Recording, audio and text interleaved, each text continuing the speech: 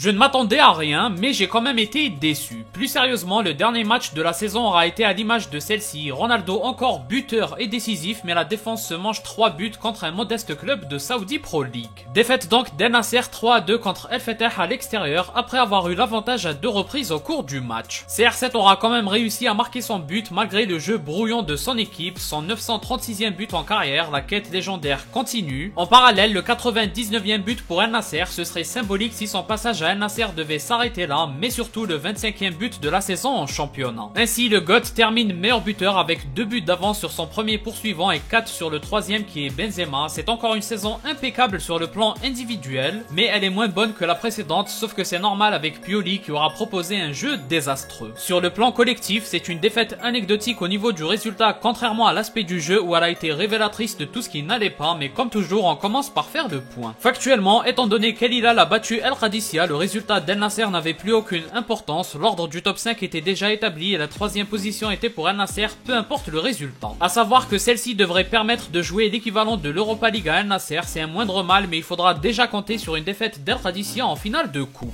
A mon avis, si El Hilal était en train de perdre, les coéquipiers de Ronaldo auraient été mis au courant et ils auraient joué avec une plus forte envie, mais c'est pas impossible qu'ils auraient perdu quand même. Loin de là, parce que cette équipe, même quand elle a envie, ça ne marche pas et même quand elle est favorite, donc au final, c'est tant mieux que la défaite ne change rien, sinon la frustration aurait été présente. Et justement, cette énième contre-performance est une raison supplémentaire pour se débarrasser de Pioli qui n'a absolument rien apporté. Pire encore, la situation s'est empirée, le jeu est devenu médiocre. Al Nassr est devenu une équipe banale contre qui il suffit de défendre regroupé pour l'arrêter et qui est très friable défensivement. La saison dernière avec Castro, ils étaient redoutables en attaque même contre les blocs bas. Et défensivement, c'était surtout les blessures et l'obligation de faire jouer les 4 et 5e gardiens qui ont compliqué les choses. Donc pour moi, Pioli n'a aucune excuse. Certes, le niveau du championnat saoudien a énormément évolué, c'est logique avec le grand nombre de bons joueurs qui sont arrivés, mais une saison qui se termine autant dans l'échec, c'est juste pas normal. Chaque fois que cette équipe a été dans une configuration où la victoire était obligatoire, dès que les matchs sont devenus difficiles,